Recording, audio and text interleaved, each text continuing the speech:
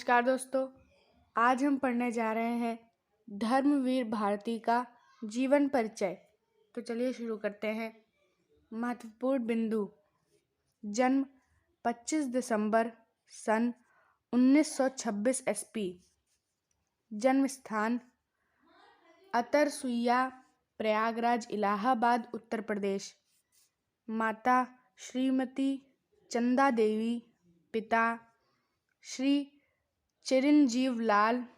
रचनाएं: ठंडा लोहा, पश्यंती, गुनाहों का देवता, कनुप्रिया, ठेले पर हिमालय आदि। संपादन: धर्मयुग, मुंबई, संगम, प्रयाग।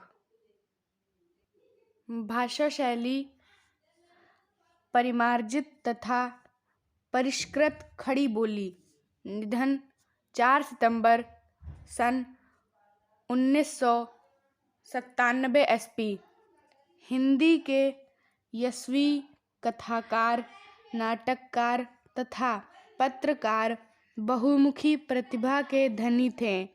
कहानी, निबंध, नाटक, उपन्यास, आलोचना तथा काव्य सृजन के क्षेत्र में विलक्षण प्रतिभा का परिचय दिया। भारती जी ने साहित्य की जिस विधा का स्पर्श किया, वही विधा इनका स्पर्श पाकर धन्य हो उठी।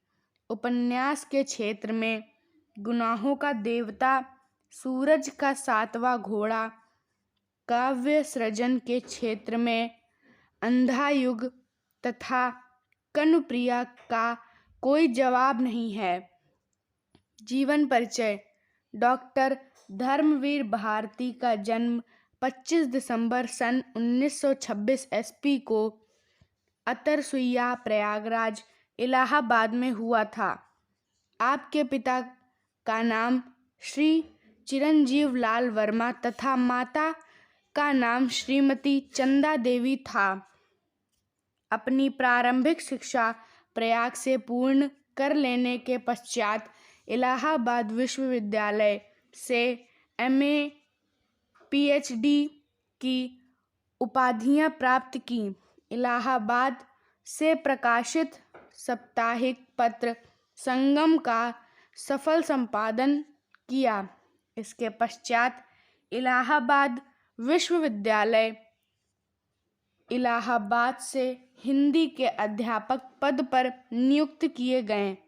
धर्मवीर भारती इलाहाबाद के मूलतः निवासी थे।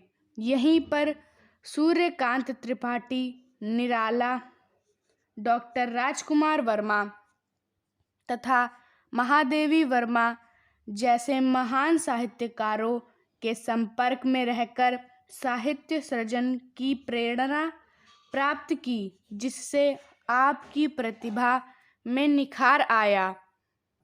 आपकी साहित्य साधना से प्रभावित होकर भारत सरकार द्वारा सन 1972 SP में आपको पद्मश्री की उपाधि से अलंकृत किया गया। सन 1962 SP में मुंबई से प्रकाशित हिंदी की सुप्रसिद्ध साप्ताहिक पत्रिका धर्मयुग का संपादन किया। 4 सितंबर सन 1997 SP को यह सपूत परलोकवासी हो गया। प्रमुख रचनाएं: धर्मवीर भारती की उल्लेखनीय कृतियां निम्नवत हैं: निबंध संग्रह, कहानी, अनकहानी, ठेले पर हिमालय, पश्यंती आदि। काव्य: अंधा युग, ठंडा लोहा, 7 गीत वर्ष, कनुप्रिया, सपना अभी भी। उपन्यास: गुनाहों का देवता, सूरज का 7वां घोड़ा। नाटक: अंधा युग, नदी प्यासी थी, नीली झील, आवाज का नीलाम। आलोचना: मानव मूल साहित्य, अनुवाद, देशांतर। भाषा शैली, आपकी भाषा परिष्कृत तथा परिमार्जित खड़ी बोली है। भाषा की सरलता, सजीवता दृष्टव्य है। मुहावरों तथा कहावतों द्वारा भाषा में गति तथा बोधगम्यता आ गई है। तद्भव, तत्सम तथा देशज सभी प्रकार के शब्दों का प्रयोग हुआ है। भारती जी की रचनाओं में वर्णनात्मक, भावात्मक, चित्रात्मक, समीक्षात्मक आदि शैलियों का सफल प्रयोग देखते ही बनता है। प्रस्तुत निबंध ठेले पर हिमालय एक यात्रा वृत्तांत है, जिसमें हिमालय की रमणीयता का सुंदर उल्लेख किया गया है। इसमें नैनीताल से कौशानी तक की यात्रा का वर्णन कम रोचक नहीं है। नई कविता तथा गद्य साहित्य के विकास में आपका योगदान अविस्मरणीय।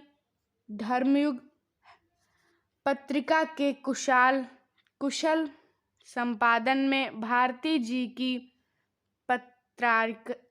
पत्रकारिता की उत्कृष्टता स्वतः प्रमाणित है।